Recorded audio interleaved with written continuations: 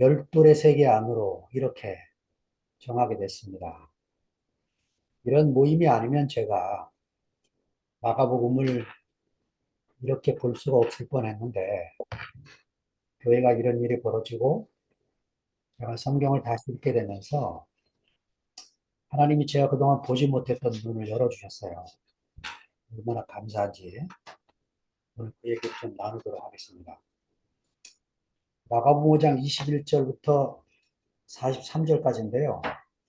영미자매가 못 들어와서 제가 읽도록 하겠습니다. 예수께서 배를 타시고 다시 저편으로 건너가시매 큰 무리가 그에게로 모이거늘 이에 바닷가에 계시더니 회당장 중 하나인 야이로라 하는 이가 와서 예수를 보고 발 아래 엎드려 많이 간구하여 가로되 내 어린 딸이 죽게 되었사오니 오셔서 그 위에 손을 얹으사 그로 구원을 얻어 살게 하소서 하거늘 이에 그와 함께 가실새 큰 무리가 따라가며 애워싸 밀더라. 12해를 혈루증으로 앓는 한 여자가 있어 많은 의원에게 많은 괴로움을 받았고 있던 것도 다 허비하였으되 아무 효험도 없고 도리어 더 중하였던 차에 예수의 소문을 듣고 무리 가운데 섞여 뒤로 와서 그의 옷에 손을 대니 이는 내가 그의 옷에만 손을 대어도 구원을 얻으리라 하밀러라. 이에 그의 혈루 근원이 곧 마름에 병이 나은 줄을 몸에 깨달으니라. 예수께서 그 능력이 자기에게서 나간 줄을 스스로 아시고 무리 가운데서 돌이켜 말씀하시되 누가 내 옷에 손을 대었느냐 하시니 제자들이 여짜오되 우리가 애워싸 미는 것을 보시며 누가 내게 손을 대었느냐 물으시나이까 하되 예수께서 이 일 행한 여자를 보려고 둘러보시니 여자가 제게 이루어진 일을 알고 두려워 떨며 와서 그 앞에 엎드려 모든 사실을 여짜온대 예수께서 가라사대 딸아 내 믿음이 너를 구원하였으니 평안히 가라 내 병에서 놓여 건강할지어다. 아직 말씀하실 때 회당장의 집에서 사람들이 와서 가로되 당신의 딸이 죽었나이다. 어찌하여 선생을 더 괴롭게 하나이까? 예수께서 그 하는 말을 곁에서 들으시고 회당장에게 이르시되 두려워 말고 믿기만 하라 하시고 베드로와 야고보의 형제 요한 외에 아무도 따라오면 허치 아니하시고 회당장의 집에 함께 가사 허나함과 사람들의 울며 심히 통곡함을 보시고 들어가서 저희에게 이르시되 너희가 어찌하여 허나하며 우느냐 이 아이가 죽은 것이 아니라 잔다 하시니 저희가 비웃더라. 예수께서 저희를 다 내어 보내신 후에 아이의 부모와 또 자기와 함께한 자들을 데리시고 아이 있는 곳에 들어가사 그 아이의 손을 잡고 가라사대 달리다굼 하시니 번역하면 곧 소녀야 내게 말하노니 일어나라 하시니라. 소녀가 곧 일어나서 걸으니 나이 12살이라 사람들이 곧 크게 놀라고 놀라가노니 예수께서 이 일을 아무도 알지 못하게 하라고 저희를 많이 경계하시고 예 소녀에게 먹을 것을 주라 하시니라. 아멘. 우리가 그 4장 마지막 부분 35절에서 예수님이 우리가 저편으로 건너가자 이 말씀을 하셨습니다. 그리고 이제 저편으로 건너가자고 해서 배를 타고 가는 중에 폭풍 속에서 예수님은 주무시고 폭풍 때문에 배에 물이 가득 차고 근데 예수님은 전혀 상관없이 주무시고 예, 그러다가 제 아들이 두려워서 예수님을 깨우고 예수님이 일어나서 바람과 바다를 잠잠케 하니까 제자들이 놀랬죠. 두려움이 가득 차서 저가 누구에게 바람과 바다가 잔잔하는가 이렇게 이제 두려움의 고백을 하는데 그 다음에 이제 거라사 땅에 가서 레기온 귀신을 쫓아내시는 예수님을 이제 보게 되면서 이 제자들이 새로운 눈이 열리기를 주님이 원하신 거죠. 저편으로 건너가자 했던 이방 땅이었습니다. 거기 보니까 이 레기온 귀신, 로마 여단급 군대 귀신, 돼지 2,000마리를 몰살시키는 이 귀신의 힘을 보고 나가는 제자들에게 그리고 이 글을 읽는 독자들에게 하나님 나라도 무리로 이루어져 있지만 이 마귀의 세계도 바로 레기온이라고 하는 여단급으로 이루어져서 한 사람을 파괴하는 일을 하고 있는 것을 보여줍니다. 자, 우리가 또 하나, 보이지 않는 악령이 사람을 괴롭히듯이 로마 군대가 악령에 사로잡혀서 사단이 시키는 일을 하고 있기 때문에 이스라엘 백성들을 괴롭히고 있는 것이고, 이런 것들을 간접적으로 표현하기 위해서 지금 이런 기록을 하고 있는 거죠. 그러니까 여러분, 한 사람이 600만을 어떻게 죽입니까? 그러니까 유대인 학살도요, 한 사람이 저지른 게 아니고 천년의 역사 속에서 미움과 미움이 겹겹이 쌓여서 증오가 되고, 이 증오가 쌓여서 유대인의 학살이 벌어지게 된 거죠. 제가 몇 가지 사건을 적어놨는데요. 독일에 가면요, 독일의 제일 큰 성당, 세계에서 세 번째 큰 성당이 쾰른 성당인데, 이 성당이 지어지길 600년 동안 지어졌어요. 한 300년 동안 짓다가 돈이 모자라서 300년이 지나간 다음에 19세기에 다시 짓기 시작해서 600 몇십 년 동안이 지어졌는데, 이 성당이 왜 지어지게 되냐면 동방박사 6호를 여기다 모셨다. 이것 때문에 성당을 이렇게 어마어마하게 짓습니다. 관광객들이 몰려드니까. 근데 이 관광객들이요, 이 성당에 들어가서 화려한 것에 다 반해갖고 그냥 나와요. 근데 이 성당에 유심히 봐야 될 조각이 하나 있는데, 성당 한쪽에 돼지 조각상이 있는데, 어린아이들이 그 돼지 젖을 빨고 있는 조각이 있어요. 이게 뭘 나타나냐면 유대인들을 조롱하기 위해서 만든 조각상입니다. 유대인들이 제일 혐오하는 짐승이 돼지예요. 그 돼지 젖을 빠는 아이들. 그러니까 퀼른 성당에 이런 조각상이 있다. 이게 뭐냐면 유대인들을 증오하는 생각이 편만해졌다요. 유럽 땅에. 네. 그 1950년대 미국 공공장소의 팻말에 이렇게 다 써 있었답니다. 개와 유대인은 입장할 수 없어. 이게 이제 공공장소 팻말입니다. 네.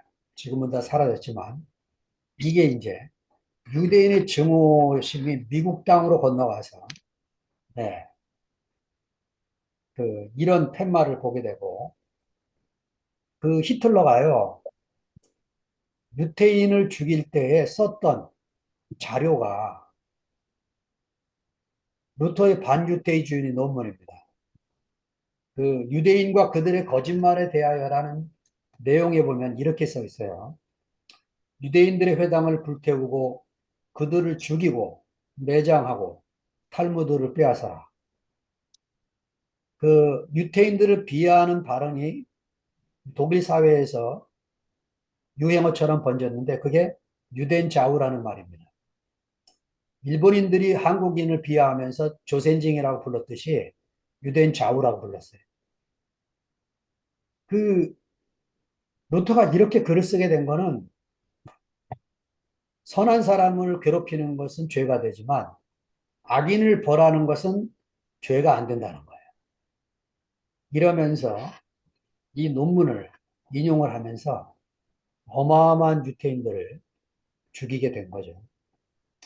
이 증오범죄, 이게 레기온 군대 귀신이 집단으로 사람들 속에 들어가서 이런 끔찍한 일을 저지르게 된 것이죠.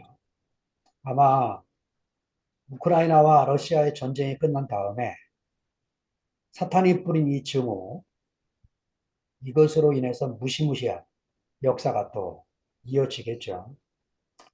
자, 그래서 우리는 이제 우리가 저편으로 건너가자 했던 이 주님이 어떤 마음으로 제자들을 배를 태우고 있는지를 잘 봐야 될 것 같습니다. 지금요, 마가복음 3장부터 5장, 다음에 볼 6장까지 배 얘기가 계속 나와요.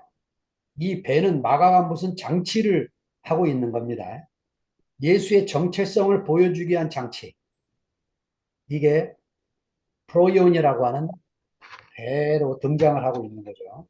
3장 9절에서 작은 배를 준비시킵니다. 왜요?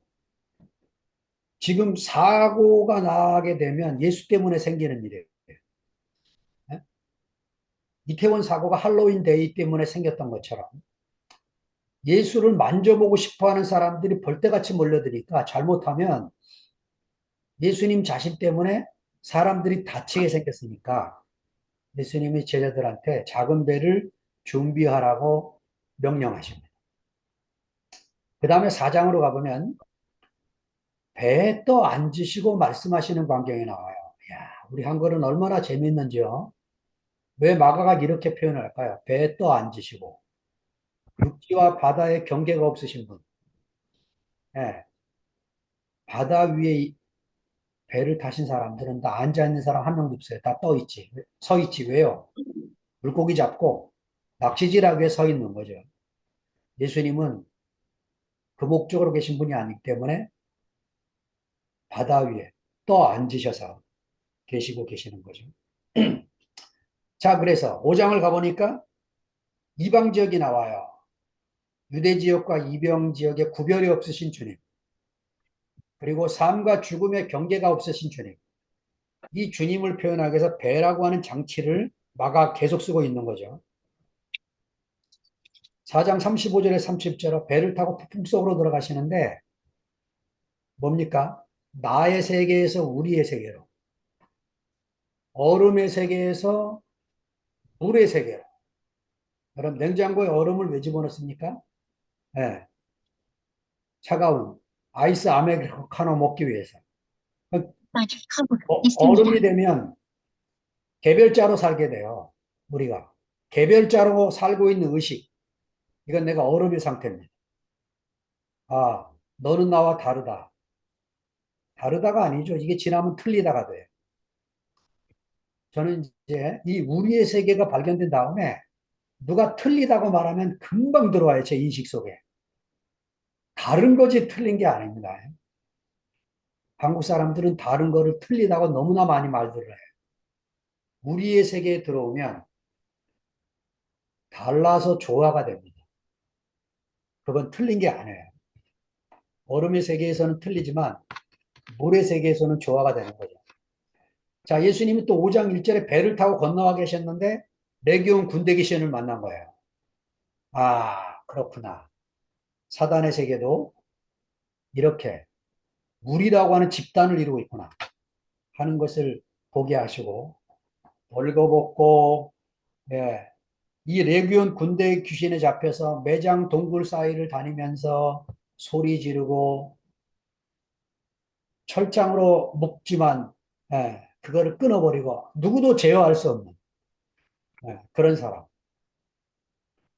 예, 그 저는요 사실은 제가 그런 사람이었어요. 아무도 제한을 못하는 사람.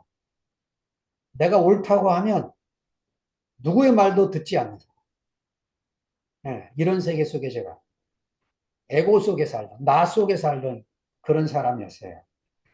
그런데 예수님이 이제 배를 타고 다시 저편으로 건너가시매 예, 이 저편이 어디겠습니까?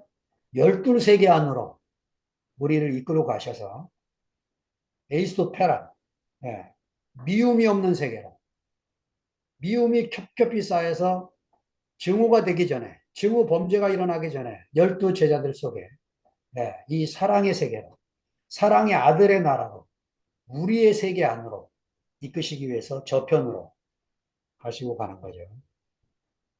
이게 예수님이 마가복음을 통해서 우리에게 보여주고 싶은 세계다. 이게 마가가 전하고 있는 메시지입니다. 제가 장자 이야기를 여기다 썼는데요. 장자가 살던 춘추 전국 시대 때에는 이런 철학을 갖고 있는 사상을 갖고 있는 사람들이 다 세상으로 나가서 제후 한 사람만 제대로 만나면 자기가 한 세상을 펼칠 수 있기 때문에 예, 이성계를 만난 정도돈처럼 한 세계를 펼치기 위해 다 세상으로 나가는데 이 장자만 산속으로 들어갑니다. 그리고는 장자라는 책 한 권을 쓰고 죽어요. 근데 장자에 나오는 이야기 중에 예, 우리 개념을 깨는 얘기가 있습니다.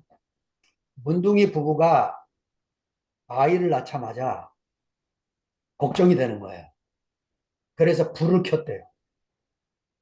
아이가 어떤 상태인가? 무슨 걱정을 했을까요? 우리 생각에는 이 아이도 문둥이일까봐 불을 켜고 봤을 것 같잖아요. 장자는 뒤집어서 얘기합니다. 이 아이가 문둥이가 아닐까봐 두려워서 불을 켰다는 얘기. 왜 그랬을까요?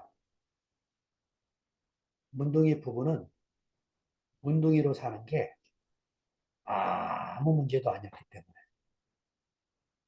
문둥이 자체로 잘 살고 있기 때문에 문둥이 부부에게 나올 아이가 당연히 문둥이여야 되는데 문둥이가 아닌 아이로 나올까봐 두려웠다는 거죠. 예. 장자가 전해주는 이야기인데 마가가 지금요 우리의 개념을 깨고 이 12세계 안으로 우리를 이끌고 가려고 하는 거죠. 자, 여기 이제 이야기의 중심이 회당장입니다. 이 샌드위치 구조의 중간에 들어가 있는 이 여인은 이 중심 인물이 아니에요. 지금 이 회당장 야이로라고 하는 이 사람이 중심입니다. 회당장이라는 말은 아리크수나 고고스인데 여러분 우리가 마가복음 1장 시작하면서 아르케라는 말을 알게 됐죠. 복음의 시작이다. 복음의 아르케다. 회당장 이름이 앞에 아르키가 붙어요. 우리 이제 이런 히라보를 자꾸 익숙하게 듣다 보면 개념이 잡히게 되는 거죠. 회당장이 뭐냐? 회당 예배와 회당의 모든 재반 규정을 관장하는 유대 공동체 중심 인물 중에 한 사람이었습니다. 그 사람의 이름이 야이로입니다. 야이로. 야이로스는 히라보인데 원래 히브리어 이름은 야이르죠. 야이르. 히브리어 이름은 그가 깨어나다. 그가 깨우치다. 지금 이 두 사건이 중첩돼서 나오는 이 이야기는 야이로가 예수를 알게 되는, 야이로가 예수를 깨우치게 되는, 야이로가 예수를 만나게 되는 이야기라는 거죠. 자, 이 야이로가 예수를 보자마자 와서 발 아래 엎드려서 많이 간구하며 예, 자기 딸을 살려주시기를 애걸복걸하는 광경이 나오고 있습니다. 이게 마가의 섬세한 표현 방식이에요. 마태는요, 이 긴 구절을 9절로 줄여버립니다. 20 몇 절이나 되는 구절을. 저는 이 세계를 만나고 나서 성경을 다시 읽으면서 제가 마가복음을 마타의 관점에서 읽었구나 하고 화들짝 놀라게 됐어요. 마가의 관점에서 마가를 읽어야 마가의 마음을 알게 되는 거죠. 회당장이 말합니다. 내 어린 딸이 죽게 되었으니 오셔서 그 위에 손을 얹으사 이 그로 구원 얻어 살게 하소. 이 손을 얻는다는 말은요. 구약 성경 어디에도 병을 고칠 때 손을 얻는 장면이 없어요. 히브리 사상에 손을 얻는다 이 말은 남을 축복할 때 위임식에서 하는 말입니다. 네. 지금 회당장이 얼마나 급했는지가 보이죠? 얼마나 급한지 아이가 죽기 전에 빨리 와서 손을 얹어서 아이를 낫게 해주시기를 간절히 바라는 마음이 실려 있습니다. 자, 열왕기하 그 5장 11절에 나아만 장군이 문둥병을 고치는 장면이 나오는데 엘리사가 와서 자기를 영접하고 고쳐주기를 바랬는데 하인을 보내갖고 그 요단강물에가 씻으라 그러니까 화가 났죠. 그러면서 하는 말입니다. 나아만이 노하여 물러가며 가로되 내 생각에는 저가 내게로 나와서 그 하나님 여호와의 이름을 부르고 상처 위에 손을 흔들어 문둥병을 고칠까 하였노라. 그러니까 이 상처 위에 손을 흔드는 것은 우리 요제에서 나오는 얘기잖아요. 이방 세계, 예. 아람 군대 장관, 아람이라는 세계 안에서 본 병 고치는 방식을 지금 말하고 있는 거죠. 자, 다음 넘어가면 지금 이제 갑자기 이런 광경이 지나간 다음에 혈루증을 앓는 여인이 나타납니다. 예, 두 사건을 중첩시켜서 이거를 이제 학자들이 샌드위치 기법, 샌드위치 모티브라고 하는 방식이라고 이름을 지었는데 극적 긴장감을 고조시키기 위해서 사용하는 마가의 독특한 표현 방법입니다. 자, 그런데 여자의 이름도 안 나오는데 12해를 앓는 혈루증으로 앓는 여자 또 이건 썼어요. 네, 이 12이 굉장히 중요한 것을 차지하고 있습니다. 이 이야기에. 나중에 이야기하도록 하고요. 혈루증, 피가 멈추는 병이죠. 레위기 15장 19절에 30절 읽어보니까 그 병이 들어서 피가 멈추지 않는 것도 부정하고 그 다음에 생리가 하는 것도 부정하고 그래서 일주일 동안 격리를 당해야 돼요. 그래서 피가 멈춘 것을 확인하고 다시 공동체 안으로 들어올 수 있습니다. 이 여인은 12년을 이렇게 알았으니까 사회적으로 영적으로 격리당하고 사는 이런 상태였던 거죠. 그런데 여인의 고통이 성경에 실려 있습니다. 많은 의인의 괴로움을 당했다. 예, 병원에 오진이 많습니다. 지금도. 옛날보단 기계가 좋아져서 이 여인이 그런 고통을 받고 있던 것도 다 허비하고 재산을 다 탕진했어요. 세 번째, 아무 효험도 없고 더 중하게 됐다. 정세 악화입니다. 예, 희망이라고 하는 것은 찾을 수가 없는 이 여인이 예,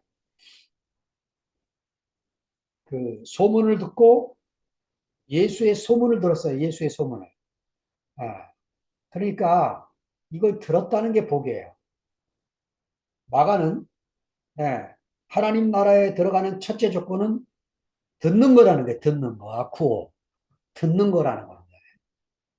마가복음 4장에 이런 표현이 세 번이나 나와요. 마가복음 4장은 하나님 나라 비유를 집약시켜서 모아놓은 거죠. 여기에 네 가지 얘기가 나오는데 4장 3절에 들으라 이렇게 합니다. 비유를 시작하기 전에. 그리고는 비유 중간 9절에 귀 있는 자는 들으라 이렇게 말해요. 그러다가 뒷부분 23절에 가서 들을 귀 있는 자는 들으라. 점점 들으라가 강조가 됩니다. 들으라. 귀 있는 자는 들으라. 들을 귀 있는 자는 들으라. 예. 기랍 세계에는 브레포 보는 게 중요한데 히브리 세계에는 아쿠오 듣는 게 중요합니다. 자, 그의 옷에 손을 대니 부정한 여인이 만진 모든 것들은 다 부정해집니다. 예, 레위기 15장에 보면. 그래서 이 여인은 예수님이 모르게 만지고 싶어서 예수의 뒤로 돌아가서 예수의 옷자락을 만지자마자 자기의 혈류 근원이 마르게 된 것을 몸에서 병이 떠난 것을 깨닫게 된 거죠. 네.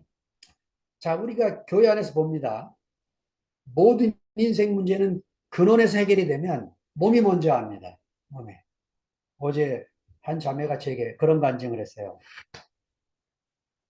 자기가 교회 안에서 지금 이 혈류병 걸린 여인의 고침받는 것처럼 형제들 얼굴 안에서 그런 것들을 수도 없이 봤다는 거예요. 네. 그 자기 안에서 병이 나면 얼굴부터 달라요. 혈색부터 다르고. 예, 우리가 이런 교회 안에 생생한 표현을 보게 되게 감사합니다. 자, 30절에 가니까 예수께서 그 능력이 자기에게서 나간 줄을 스스로 아셨다. 예. 그러니까 이 여인이 병이 나은 건 예수의 의지와 상관이 없었어요. 그러니까 병 고치는 예수님의 능력은 가난한 자의 것입니다. 누구든지 가난한 마음으로 오기만 하면 예수님의 능력은 그의 것이 됩니다. 자, 마가복음 6장 56절에 이 정도 수준이 아니에요. 엄청난 일이 벌어집니다. 아무데나 예수께서 들어가시는 마을이나 도시나 촌에서 병자를 시장에 두고 예수의 옷과, 유대 성경에 보면 찌찌트라고 표현했어요. 히브리어로 옷술로 번역해 놨는데, 저는 이제 이거 읽다가 제가 모르는 한국말 솔기라는 말을 처음 배웠어요. 솔기. 그 영어 단어도 새로 공부했는데 SEAM이라고, SEAM. 이 단어를 제가 영어 단어 너무 많이 잃어버리고 살고 있는데 이 단어는 또 새롭게 배우게 되네요. 자, 그러니까 옷술, 솔기의 손만 대도 다 성함을 입었다. 이 정도가 아닙니다. 마가복음에서 말하는 이 정도가 아니고 사도행전에 넘어가면 5장에 환자들이 너무 많아서 침상에다 올려놨는데 베드로가 너무 많으니까 오른쪽에 있는 환자들은 안수하고 지나갔는데 왼쪽에 있는 환자들은 안수도 못했는데, 그림자만 지나가도 병이 났다. 엄청난 기록이 있습니다. 사도행전 10장, 19장에 가면 바울이 그 텐트 수리하는 일을 했었죠. 아마 로마 군인들의 군용 텐트였을 거예요. 그 수리하는 일을 했는데 연장 집어넣는 앞치마나 땀이 나면 손수건 닦았을 텐데 바울이 환자가 너무 많으니까 손수건을 주는 거예요. 던지면. 손수건을 서로 던지면서 놨다 이거예요. 앞치마를 주니까 앞치마 만지면 다 교대로 나. 엄청난 일이 벌어집니다. 이런 기적 같은 일이. 사도행전이 누가 갔었죠? 이런 걸 왜 썼을까요? 의도가 있는 거죠. 저는요, 19장 7절을 읽어드리겠습니다. 그 19장에 보면 바울이, 사도행전 19장입니다. 바울이 에베소 지역에 가서 묻습니다. 너희가 성령을 받았느냐? 그랬더니 에베소 형제들이 우리는 요한의 침례를 받았지 성령이 있다는 소리를 듣지도 못했다. 그러니까 바울이 너희에게 회개의 침례를 준 요한이 내 뒤에 오시는 이를 믿으라 그랬다.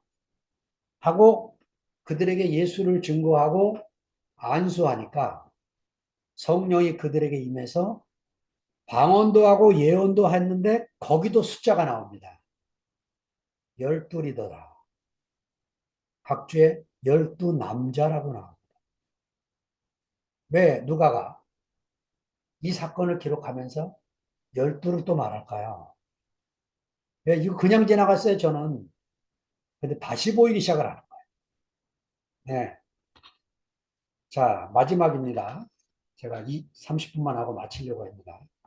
누가 내 옷에 손을 대었느냐 하시니 제자들이 이르되 무리가 에워싸 미는 것을 보시며 누가 내게 손을 대었냐 물으시나이까. 제자들이 예수님이 묻는 걸 보고 기가 막혔어요. 왜냐하면 예수님 옷가에 손댄 사람이 한둘이 아니거든요, 지금. 서로 예수님 만지려고 난리 났는데 예수님이 그렇게 질문하니까 제자들이 기가 막혀서 아니 주여 내 옷을 누가 만졌냐고 이 상황에 물으십니까? 이렇게 되질문하는 거예요. 예. 예수의 질문을 이해할 수가 없었습니다. 예. 자, 예수의 능력이 자기에게서 나은 걸 스스로 아시고 마가가 이걸 어떻게 알았을까요? 마가는 예수의 제자가 아닙니다. 예수의 제자가 아닌 마가가 예수님의 능력이 몸에서 나간 거를 예수님이 스스로 알았다. 이걸 어떻게 알고 썼을까요? 틀림없이 마가 안에 이런 경험이 있었던 거죠. 그래서 우리 한자 말이 많죠. 이심, 전심, 뭐 염화, 미소. 저는 오늘 심심상인 이거를 썼습니다. 이 말을 하고 싶어요. 마음과 마음이 서로 만났는데 이 인자가 도장인자입니다. 여기 심려한 형제가 있는데 이 심자가 저기 어디 심자? 뭐 거기 심이 아니고 이 마음과 마음이 만났는데 도장을 왜 찍습니까? 보증, 보증은. 그러니까 여러분 우리가 마음과 마음이 통하면 형제가 저의 보증이 되고 제가 형제의 보증이 되는. 예. 그러니까 늘 형제를 자랑하고 저 형제를 만나는 게 저를 만나는 겁니다. 저 형제를 아는 게 저를 아는 겁니다. 우리는 아무것도 아니고 주님을 알면 됩니다. 이렇게 우리가 고백하는 그런 관계 속에 살게 되는 12세계로 우리가 초대받는 게 너무나 감사합니다. 뒤에 원고는 이제 다음에 또 나누도록 하겠습니다. 주님을 찬양합니다. 아멘.